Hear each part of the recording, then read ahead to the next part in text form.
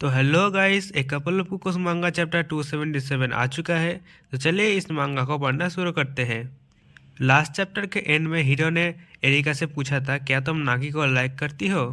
अब नागी उन्हें शांत करने की कोशिश करता है। वो कहता है कि तुम दोनों को फाइट करने की कोई ज़रूरत नहीं है। लेकिन तभी हीरो कहती है कि तुम चुप रहो, हम फाइट नहीं कर रहे हैं। फिर एरिका कहती है कि हाँ, मैं नागी को लाइक करती हूँ, और ये कह के वो वहाँ से जाने लगती है।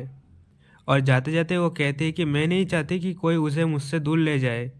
फिर हीरो नागी से कहता है कि आज मेरी क्लास ड्यूटी है, और नागी कहता है मुझे तो स्टाफ रूम जाना है। फिर नागी स्टाफ रूम के लिए निकल जाता है और हीरो क्लासरूम में अकेली रह जाती है। फिर वो जाके एक टेबल पर बैठती है और कहती है कि मैंने कभी नहीं सोचा था कि एरिका इस तरह से अपनी फीलिंग्स को बता देगी, लेकिन मैं श्योर हूँ, मुझे पता है कि मेरी फीलिंग्स एरिका से बहुत ज़्यादा स्ट्रांग है। और दूसरी तरफ स्टाफ रूम में टीचर नागी को समझा रहे हैं कि तुम्हारा गोल नेशनल कॉलेज जाने का है, तुम्हारे ग्रेड्स भी अच्छे आ रहे हैं, तो प्रॉब्लम की तो कोई बात ही नहीं है। लेकिन फिर भी वो टीचर नागी को प्राइवेट स्कूल अटेंड करने की एडवाइस देता है।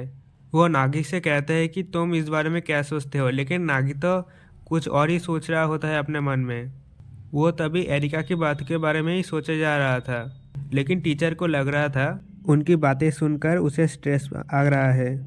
फिर टीचर नागी को और भी समझाने की कोशिश करते हैं। कहता है कि नागी, तुम पढ़ने में बहुत माहिर हो, लेकिन एग्ज़ाम का क्या भरोसा, कुछ भी हो सकता है। लेकिन अगर वो प्राइवेट क्लासेस ज्वाइन करता है तो ये उसके एग्ज़ाम के लिए बहुत अच्छा होगा।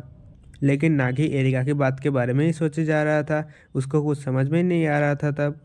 और उसका स्ट्रेसफुल रिएक्शन देखकर टीचर भी घबराने लग गए थे। टीचर कहते हैं कि अभी भी बहुत टाइम है, तुम इस बारे में अच्छे से सोच सकते हो। फिर नागी स्टाफ रूम से बाहर आ जाता है और मन में सोचता है कि चाहे हीरो हो या एरिका, ये सारी प्रॉब्लम मेरे साथ ही क्यों है। तभी घर सीन शिफ्ट होता है और हमें ही नागी को दिखाया जाता है जो कि खाना बना रहा होता है। वो सोच रहा था कि टेस्ट तो इजी है, लेकिन उसको हैंडल करना बहुत मुश्किल है।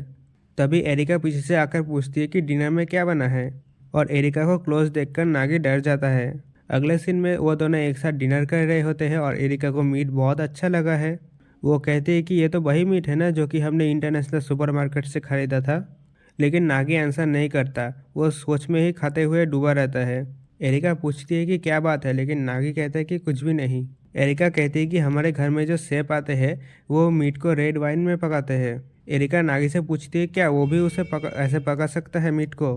फिर नागी कहता है कि तुमने जो स्कूल में कहा था उसका क्या मतलब था, कि तुम नहीं चाहते कि कोई मुझे तुमसे दूर ले जाए। फिर एरिका हंसते हुए कहती है कि अच्छा वो बात, मुझे तो बिलीव नहीं हो रहा कि तुम अभी भी उसके बारे में सोचे जा रहे हो।